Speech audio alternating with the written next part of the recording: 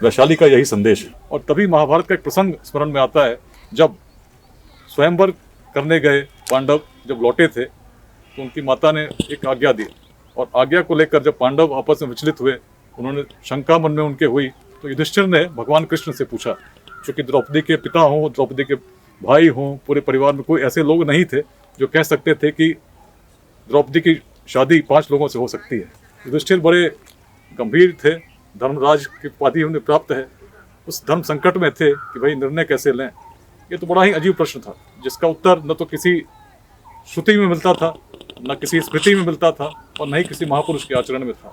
उन्होंने भगवान कृष्ण से कहा, कैसे निर्णय लूं? जब किसी व्यक्ति को शंका होती है तो या तो वेदों को देखता है अर्थात श्रुति को, या किसी शास्त्रों को अर्थात स्मृति को, या किसी वैसे महापुरुष के आचरण में। यहाँ तो कोई भी नहीं।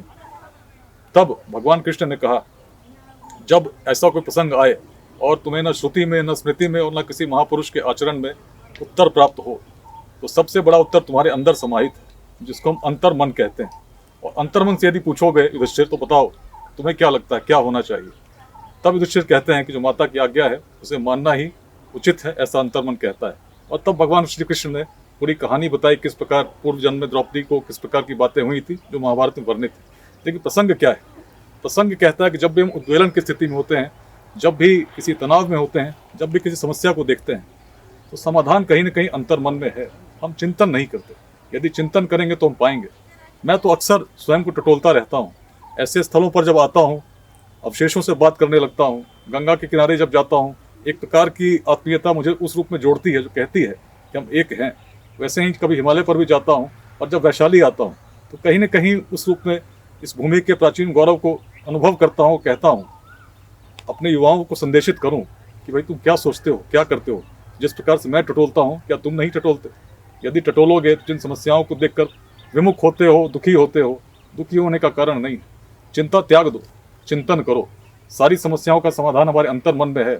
और यदि वैशाली के संदेश को समझ गए तो कल्पना करो किस प्रकार 7,707 गणराजा एक साथ बैठते होंगे इसी वैशाली के संतागार में, और एक साथ बिना माइक के संबोधित होते होंगे। उत्तर स्पष्ट है। उत्तर स्पष्ट है। सहयोग की भावना, एकाग्रता, चिंतन, उस प्रकार का मनन, एक प्रकार के एकात्म भाव जिसकी कभी कल्पना वेदों ने कही और कहा, संगच्छुद्धम संवदधम संभव मनासी जानताम देवा भागम यथा पूर्वे संजाना न उपासते। एक प्रकार की भावना जो मनों को जोड़ती है और जोड़कर एक श्रृंखला का निर्माण करती है। वहीं से तो राष्ट्र निर्मित होता है।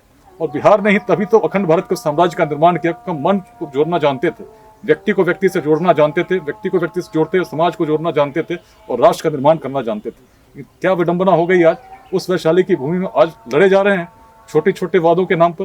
कोई व्यक्ति किसी जाति के नाम पर संघर्ष कर रहा है, कोई संप्रदाय को लेकर चल रहा है। ऐसे बिहार बढ़ेगा क्या? बिहार को यदि बनाना है, हर व्यक्ति को एक सूत्र में पिरोना होगा। वैशाली के संदेश को समझना होगा, मगध के उस प्राचीन संदेश को समझना होगा।